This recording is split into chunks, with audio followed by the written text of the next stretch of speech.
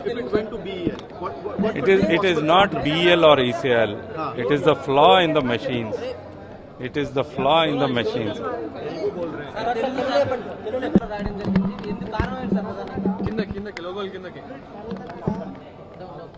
ఈ electronic voting మెషిన్లో ఉన్న ప్రాబ్లంని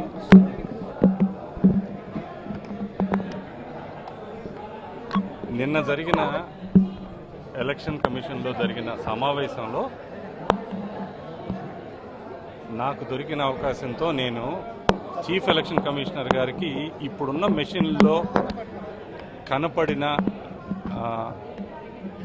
డిఫెక్ట్ని నేను చూపించడం జరిగింది, అంటే చెప్పడం జరిగింది. మనం ఇప్పుడు వాడుతున్న ఓటింగ్ మెషిన్స్లో ఓటు ప్రెస్ చేయగానే voter verified paper audit trial మెషిన్లో వీవీప్యాట్ మెషిన్ అంటారు, దాంట్లో మనం ఓటు వేసిన స్లిప్, అభ్యర్థి పేరు, పార్టీ సింబల్ ఈ రెండు కనపడాలి. అది ప్రింట్ అవుతా వచ్చి కనపడి అదొక చిన్న అద్దం కింద చూపిస్తారు. అది వన్ వే సీ త్రూ, ఎప్పుడు డార్క్గా ఉంటుంది. మనం ఓటు ప్రెస్ చేసిన తర్వాత లైట్ వెలిగి పేపర్ మెల్లగా స్లైడ్ అయ్యి మొత్తం ప్రింట్ అయిపోయిన తర్వాత 7 సెకండ్ల పాటు లెక్కబెట్టుకుని 7 సెకండ్ల పాటు కనపడి తర్వాత కట్ అయ్యి లోపల పడాలి. 10వ తారీఖు నాడు ఎవరో డెమాన్స్ట్రేషన్స్ చేస్తా ఒక వీడియో వైరల్ అయింది సోషల్ మీడియాలో. దాంట్లో నేను చూసింది ఏంటంటే, ఇది ఈ స్లిప్ అనేది ఇలా జారుతా వచ్చి కనపడి కట్ అయ్యి 7 సెకండ్లు నిలబడి కట్ అయ్యి పడే బదులు 3 సెకండ్ల పాటు మాత్రం, అది కూడా ఏంటంటే ఒకసారి లైట్ వెలిగిస్తే అద్దం వెనకాల కనపడినట్టు ఒక సింబలు, పేరు, అంటే ఎవరికి నొక్కితే వాళ్ళది. 3 సెకండ్ల తర్వాత మళ్ళీ డార్క్నెస్, అంటే ఏమీ కనపడకుండా చీకటిగా అయిపోతుంది. ఇది దాంట్లో రాసిన కోడ్ కాదు. కోడ్ 7 సెకండ్లు రాస్తే 7 సెకండ్లు మాత్రమే చూపించాలి. 3 సెకండ్లు చూపిస్తుంది అంటే ఈ మిషన్లో కోడ్ మార్చన్నా ఉండాలి. అది ఎలక్షన్ కమిషనే మెయింటెనెన్స్లో భాగంగానో ఇంకో భాగంగానో మార్చారో, మారిస్తే వాళ్ళు చెప్పాలి.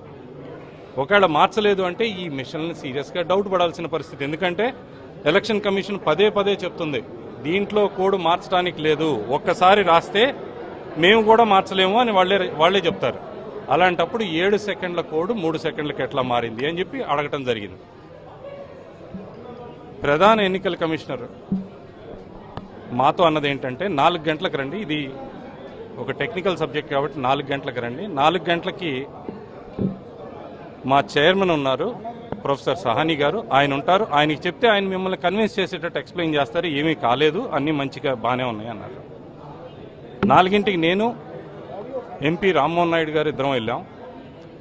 ఒక 20-25 నిమిషాలు మమ్మల్ని వెయిట్ చేయించిన తర్వాత మమ్మల్ని లోపలికి deputy election commissioner Sudeep Jain గారు పిలవడం జరిగింది.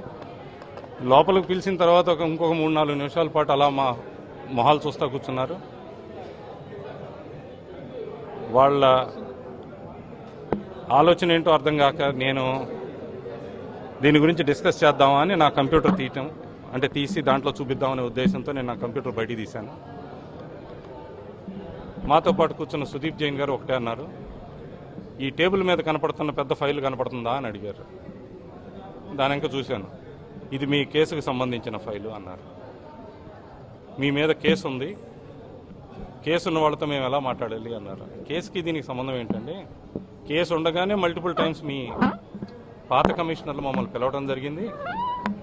Voter verified paper audit trial యొక్క ఫస్ట్ ఫీల్డ్ ట్రయల్కి నన్ను పిలవడం జరిగింది. లేదు, మేము మాత్రం మీతో డిస్కస్ చేయదలుచుకోలేదు అన్నారు. నా పక్కనున్న రామ్మోహన్ గారు ఇమీడియట్గా, నేను ఇంజనీర్ని, నాకు చెప్పండి పోనీ, ఆయన వద్దు, ఆయన మాట్లాడరాను. మేము మళ్ళీ పిలుస్తాం మిమ్మల్ని. ఎప్పుడు పిలుస్తారు అని అడిగారు రామ్మోహన్ నాయుడు గారు. రేపు కావాలన్నా పిలుస్తామన్నారు కమిషనర్లు. ఎమ్మటే ప్రొఫెసర్ సహానీ గారు, నాకు పని ఉంది, రేపు నేను కలవను అన్నారు. అంటే ప్రజాస్వామ్యంలో ఒక కీలకమైన ఈవీఎం మెషిన్స్ మీద, అది కూడా ఎలక్షన్లు జరుగుతున్న సమయంలో దాని మీద క్వశ్చన్ అడిగినప్పుడు దాన్ని క్లారిఫై చేయాల్సింది పోయి, నీ మీద కేసు ఉంది అని చెప్పి అంటాం. మేము అక్కడి నుంచి ఇక వాళ్ళు డిస్కస్ చేసే ఉద్దేశంలో లేరని మేము బయటకు వచ్చేస్తే పేపర్లకు లీక్ చేయటం, మేమేదో భయపడి పారిపోయాము కేసు అని చెప్పినందువల్ల అని అనటం, పార్టీకి లెటర్ రాయటం, ఇది నిజంగా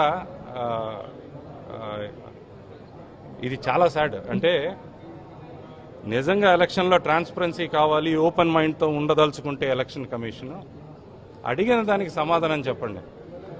నా మీద కేసు ఫైల్ చేశారు, నా మీద కేసు దేనికి ఫైల్ చేశారు? మీరు ఒక విజిల్ బ్లోయర్గా నేను వచ్చి మీ దాంట్లో తప్పు ఉందని చెప్పినందుక, ఆ తప్పు చెప్పినందుకే కదా ఈరోజు మీరు వీవీప్యాట్ మిషన్లు అని చెప్పి తీసుకొచ్చింది.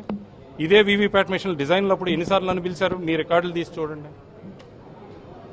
అంటే నన్ను భయపెడితే నేను నోరు మూసుకుంటే మీరు చేసుకునే పని మీరు చేసుకుంటారని.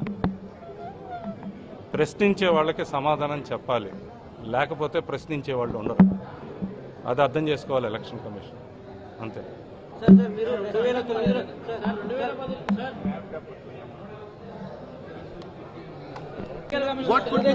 I will not be able to answer. I will not be able to answer. Why don't you see? I am writing a blog. Listen to me, guys. I am writing a blog. I am going to come back, and we will address it. We will address it perfectly. I'm not going to run away.